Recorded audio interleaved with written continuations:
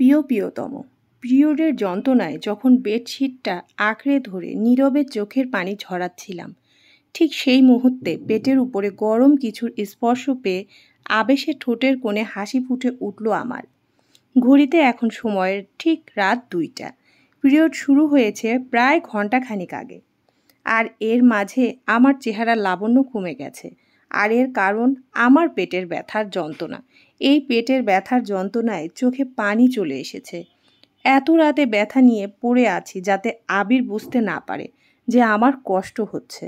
আমার কষ্ট হচ্ছে যদি সে বুঝতে পারে তাহলে সে যে বড্ড পাগলামি করবে। মুখ বুজে সহ্য করছিলাম।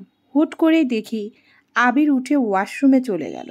তারপর অনেক সময় পর যখন পেটে হট ব্যাগের স্পর্শ পেলাম, ঠিক তখনই বুঝে গিয়েছিলাম মানুষটা আর কেউ না, আমার ভালোবাসার মানুষ।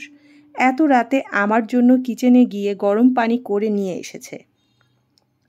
আমার ভাবনার মাঝে ছেদ ঘটে আবিরের কথায়, মিতু, এবার তো নিজের চাপা স্বভাবটা বদলাও, অসুবিধার কথা বলতে শেখো।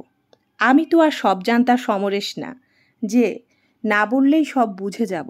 আমার মিতু মহারানীর সব কষ্ট আমি বুঝব, তার কি কখন লাগবে তা বুঝব। আবিরের কথায় চোখ মেলে তাকিয়ে দেখি আবির গম্ভীরভাবে আমার দিকেই চেয়ে আছে।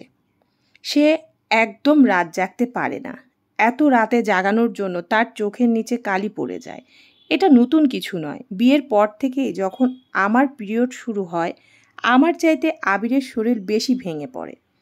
আমি হেসে বললাম, কে বলেছে এত রাতে কষ্ট করে কিচেনে গিয়ে গরম পানি আনতে? আমি ঠিক আছি তো। আবির এবার রেগে যায়, বলে, হ্যাঁ দেখছি তো তুমি কতটা ঠিক আছো। তুমি কি ভাবছো আমি কিছু বুঝি না? তোমায় কবে বোঝাতে পারবো যে এটা কোনো নর্মাল সমস্যা না? মুখে বলতে চাও না কেন? কখন থেকে বারবার বিছানার এপাশ ওপাশ করছো ব্যথায়। আর আমি বুঝবো না? এতটা অবুঝ আমি না। আর এখন চুপচাপ ঘুমাও বলেই আবির আমার পাশে এসে শুয়ে পড়ল। সকালে ঘুম ভাঙে আমার বেলা 10টায়। অবাক কাণ্ড, আমি তো ঘড়িতে অ্যালার্ম দিয়েছিলাম 5টার, তাহলে ঘুম ভাঙল না কেন? উঠে দেখি ডাইনিং টেবিলে সকালের খাবার ঢাকনা দিয়ে ঢাকা। আমার বোঝা হয়ে গেছে, প্রতিবারের মতো আবির এবারও রান্না করে রেখে গেছে। তৃপ্তির হাসি ফুটে ওঠে আমার ঠোঁটের কোণায়। বিয়ের আগে যখন চাচির কাছে ছিলাম তখন চাচি কত কাজ করাতো, কতদিন না খেয়ে থাকতে হতো। আসলে ছোটবেলায় কার অ্যাক্সিডেন্ট করে বাবা মা মারা যায়, সেই থেকে ছোট চাচ্চুর সংসারে বড় হয়ে উঠি আমি। প্রথম চাচি আদর করলেও সময়ের সাথে চাচির আচরণের পরিবর্তন আসে। আর এই মানুষটা আমাকে চাচির আচরণের হাত থেকে বাঁচিয়ে নিয়েছে আমাকে বিয়ে করে। আল্লাহর অশেষ রহমতে আমি এখন এমন মানুষ পেয়েছি যে আমার সব সময় খেয়াল রাখে, বিপদে ছায়ার মতো আগলে রাখে।